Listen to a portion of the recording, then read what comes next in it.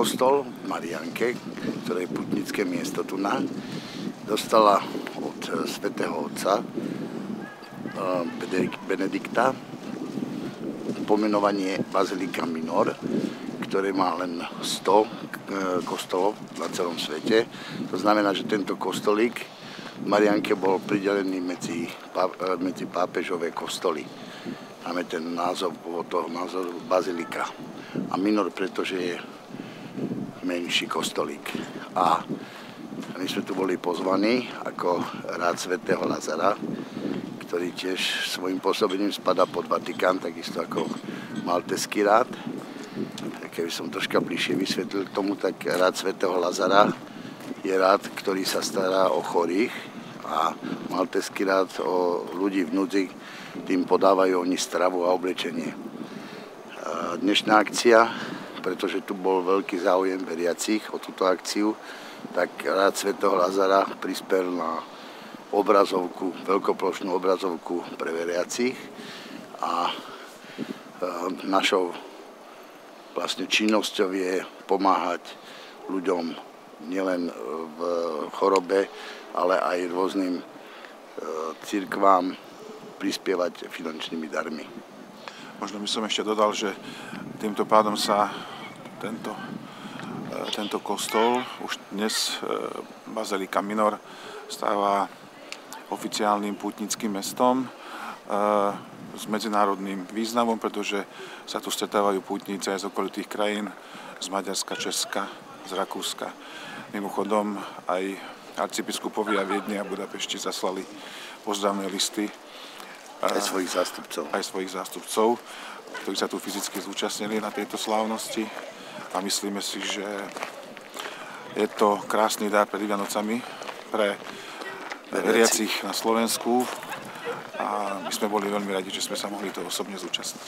Tak ja si myslím, že strana občanov Slovenska nie je len stranou športovcov, ale je to aj stranou veriacich ľudí, čo dokazuje aj naša príslušnosť k tomuto rádu. Pretože byť členom rádu svätého Lazara je veľkou cťou a je to na veľké odporúčania členov rádu. Na celom svete je v rade celého svätého Lazara okolo 2,5 tisíc rytierov, ale to je na celom svete. Na Slovensku je zhruba 30 členov rádu svätého Lazara. A činnosťou rádu svätého Lazara je medzi členmi robiť zbierky. Nie je to rád, ktorý robí verejné zbierky, ale zo svojich prostriedkov, z peňazí, ktoré dokážu zarobiť členovia tohto rádu, tak z týchto prostriedkov sa potom kupujú dary nemocniciam. To znamená prístroje, ktoré im chýbajú a nevedia si to nejak zadovážiť, tak nás požiadajú a my sa poskladáme na ten prístroj a slávnostne im ho odovzdáme, aby pomáhal ľuďom, občanom.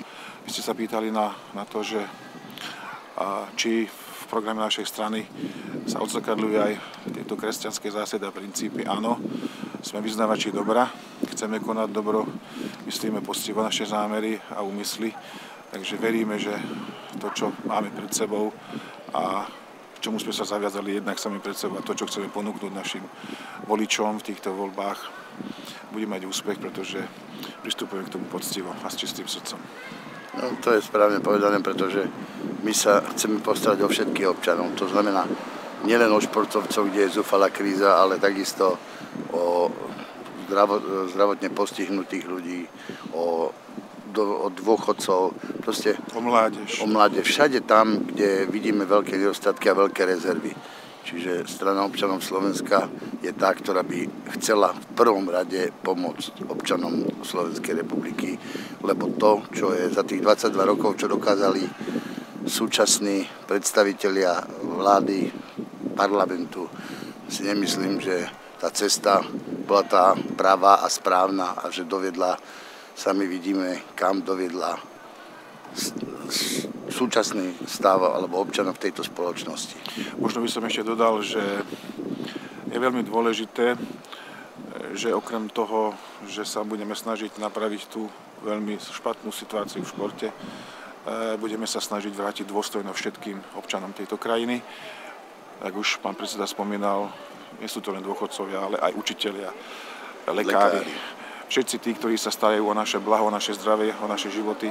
Samozrejme, veľkú pozornosť budeme venovať výchove mládeži, jednak aj samozrejme výchove k vlastenectvu, výchove k dobru, výchove k úcte a vôbec k tomu, aby mládež na Slovensku sa vrátila tam, kam patrí a aby bola dôstojnou pokračovateľkou tých našich myšlienok a zámerov, ktoré dneska chceme presadiť.